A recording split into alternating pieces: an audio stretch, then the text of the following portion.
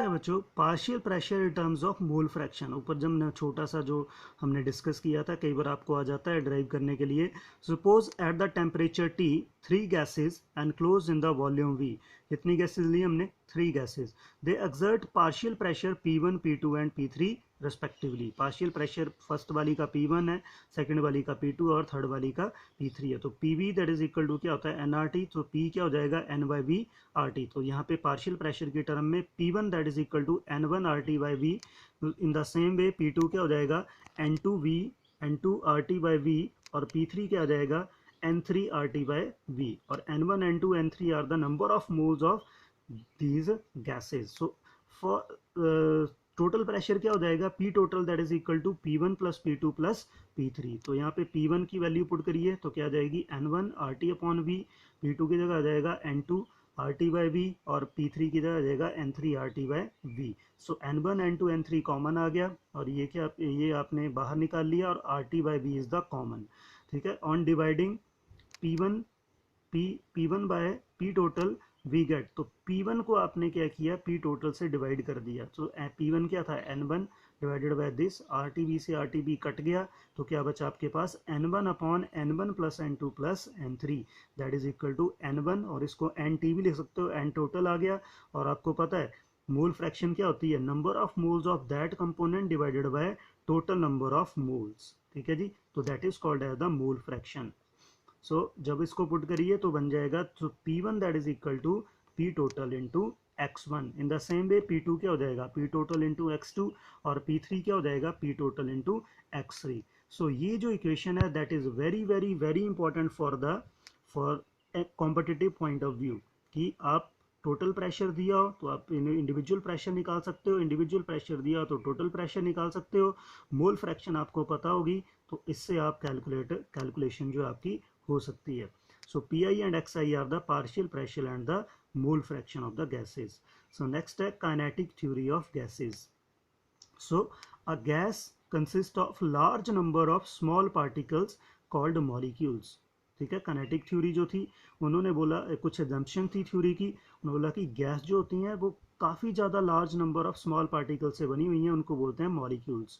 Number 2, volume occupied by gas molecules is negligible as compare to the total volume of the gas. तो ये एक assumption थी कि volume जो occupy करेंगे गैस मॉलिक्यूल उसको नेग्लिजिबल मान लिया as compare to the total volume of the gas.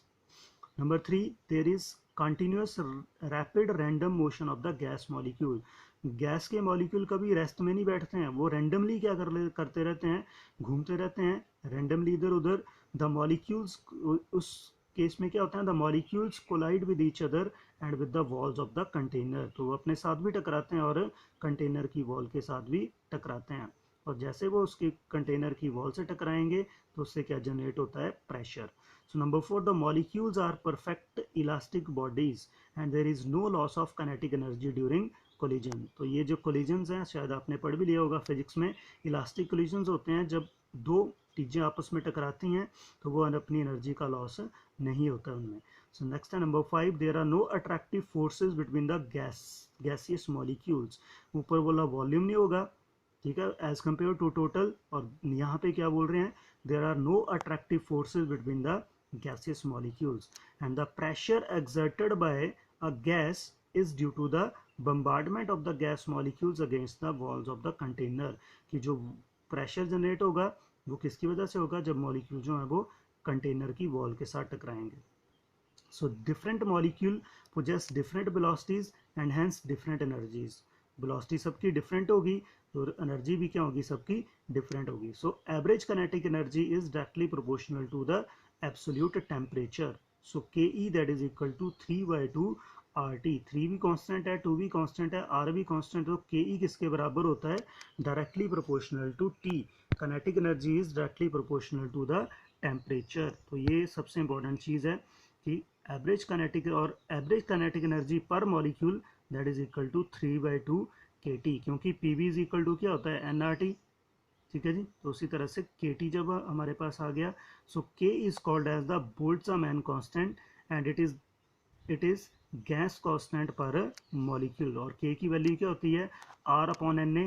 R is gas constant, और Na is the Avogadro number. तो इनको डिवाइड करने के बाद जो वैल्यू आएगी that is 1.38 into 10⁻⁻23 joule per kelvin per mole. So from the above postulates the kinetic gas equation can be derive. तो उससे जो है काइनेटिक गैस इक्वेशन जो ड्राइव होती है, so P V that is equal to 1/3 mn u square, where u is the root mean square velocity.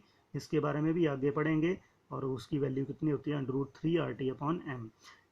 P is the pressure, V is the volume, M is the mass, given mass जो gas का है, N is the number of moles, और U क्या बताया अभी मैंने, root mean square velocity.